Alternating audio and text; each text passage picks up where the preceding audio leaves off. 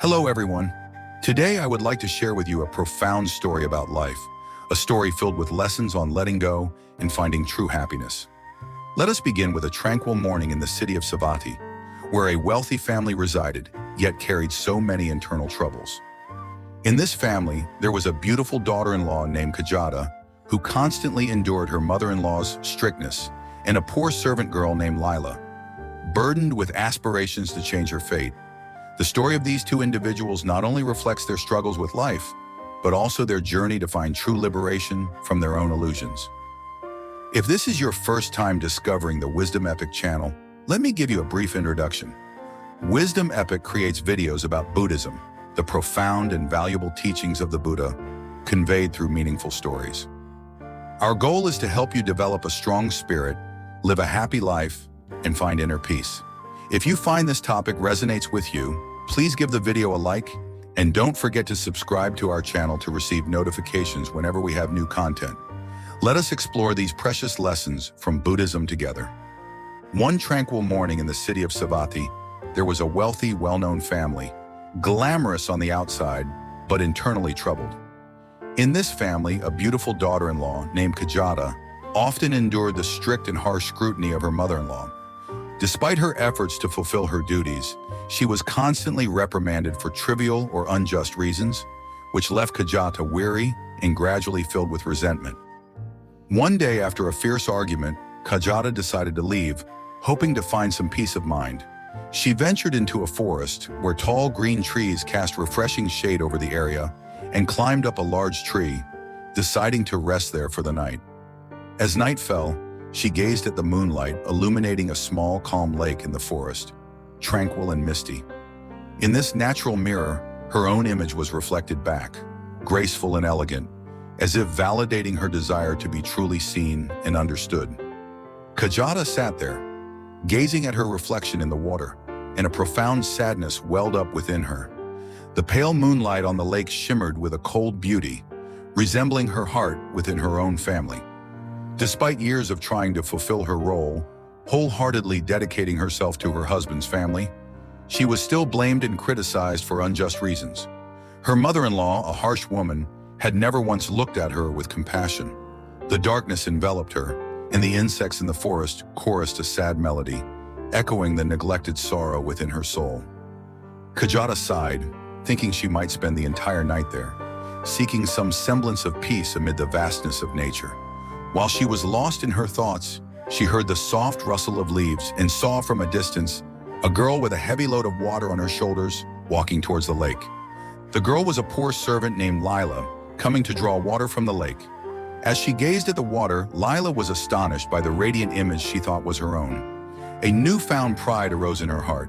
She wondered to herself, how can someone as beautiful as I am live such a lowly life, burdened with hard labor? This surprise soon turned into sudden arrogance. Rebellious thoughts began to form within her, and without hesitation she broke her water jar, determined not to do such laborious work any longer. Kajata witnessed everything in silence, as if she saw herself in the image of this servant girl, a soul repressed, longing for freedom. But the girl's reckless actions astonished her. Upon returning home, Lila spoke out loudly to everyone in the household, declaring her beauty and her refusal to endure arduous labor. Her strange proclamation left everyone in the house stunned. Those who knew her, once believing her to be a kind, diligent servant, now thought she was possessed or bewitched by some evil spirit. They discussed her unusual behavior in whispers, baffled by her audacious words. Meanwhile, she stood there, head held high, as if cloaked in an invisible garment of pride and confidence. An elder of the family, a man who had weathered many storms in life, showed neither anger nor reproach. He looked at Lila with compassionate eyes, as if seeing the veil of illusion clouding her mind. Saying nothing, he stepped forward quietly, handed her a new water jar, and without a single word of criticism or threat, he gently said, "If you believe what you say, return to the lake and look at yourself once more. You will see what you need to see." Lila hesitated, looking at the jar in her hands. She was unsure if she wanted to return there, but the calm silence of the elder compelled her. Holding the water jar, Lila walked straight toward the lake, silently telling herself she would again see the noble beauty she believed she had. to prove that her words were true. When she arrived at the lake, she stopped, placed the jar on the shore, and gazed at herself in the still water. The surface was calm under the faint moonlight, reflecting the image of a graceful woman. As she admired this beautiful figure she thought was herself, she again broke the water jar, refusing once more to return. After some time, as she bent down close to the water, the face suddenly disappeared in gentle ripples, then reappeared, fragile as an illusion. Stunned, Lila realized that this image did not belong to her, but was that of someone else. The servant girl was startled and looked up, seeing, high on a branch, a beautiful woman adorned in elegant garments, possessing a serene grace she could never match. In that moment, a deep sense of shame flooded Lila's heart, as if her illusion had shattered. She realized she had been swept up in a fleeting fantasy, mistaking a borrowed beauty and status for her own. Kajata, the woman in the tree, looked at Lila with calm but understanding eyes. With no hint of anger or scorn, Kajata spoke softly. "My dear, that reflection is not yours but mine. I have sat here since last night, seeing my own image in the lake, but even I was enchanted by it. I too once believed I had the right to resent, to be proud of my appearance and status, but now I see that all of it is just a fragile illusion." Lila bowed her head, feeling the sincerity in Kajata's voice. Her heart filled with shame and regret as she thought about her foolishness in breaking the water jars, loudly claiming respect for a beauty that was never hers, all because of a misleading reflection on the lake. Kajata continued slowly, "Do you see now? We humans are often beguiled by outer appearances, things that easily fade like the shadow on the water. We begin to believe that these images are our true selves, forgetting that they are just fleeting, intangible illusions that we can never hold on to." Hearing these words, Lila awoke as if from a dream. She realized she had lost herself, grasping at outward appearances and status, forgetting the true worth of a serene, genuine heart. She looked up at Kajata, filled with gratitude, and bowed, apologizing for her thoughtless actions. Kajata smiled, then left the tree branch, turning to walk back home with a lighter and more peaceful heart. Lila also quietly returned, resuming her work of fetching water, but with a renewed spirit, calm and free from vain illusions. The story soon reached the ears of the Buddha, who was teaching nearby at the monastery. With a compassionate smile, he recounted the tale to his disciples, saying, "In this world, people are often led by fleeting illusions, losing themselves in the cycles of fame, beauty, status, and wealth. When they look at these reflections, they believe they are everything, something to cling to for survival. But like the servant girl gazing at her reflection in the water, they fail to realize that it is a mere image, existing only when the water is still and the light shines upon it. If the water stirs, it all vanishes, leaving no trace." The disciples listened intently, their minds immersed in the profound reflections shared by the Buddha. He continued, "People often live in illusory dreams. When happy, they become lost in that joy. When suffering, they believe that pain will last forever. But think about it. When you awaken from a dream, joy or pain is just emptiness, unreal. What you are clinging to today is no different. It is merely like that dream. Birth, aging, sickness, and death come and go. Nothing is permanent.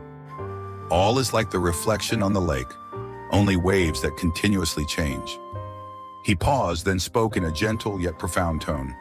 "If you understand that all is impermanent, here one moment and gone the next, you will no longer be led by such reflections, no longer lost in delusion and attachment.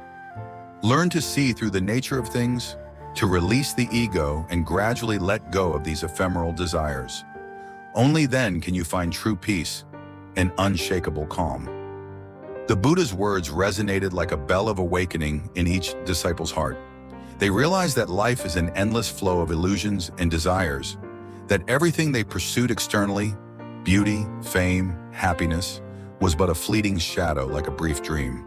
The Buddha once shared that, in his youth as Prince Siddhartha, he too was lost in dreams of illusion. Raised in luxury, he knew nothing of suffering. One day upon leaving the palace, he witnessed four sights: an elderly person, a sick person, a corpse, and a monk. These images awakened him to life's impermanence. The splendid scenes in the palace were merely illusions, like reflections on a lake, unable to provide true peace. He left everything behind, embarking on the path of enlightenment. Kajata and Lila were but two among the countless beings in the world, suffering from their failure to see the truth. Life is but a grand dream, and one day we will awaken, realizing that both tears and laughter were just as fleeting as a passing wind. To live without deception, one must see their true essence, which is not in the body or status, but in wisdom and compassion. When one has wisdom, they see that all phenomena are illusory. When one has compassion, they understand that, though illusory, these things have value if used to help and save those still lost. Hearing this, the disciples vowed to live with awareness, never allowing themselves to be led astray by worldly illusions. Not long afterward, young monks went begging for alms in the village and encountered Kajata. The bhikkhus shared the Buddha's teachings with Kajata.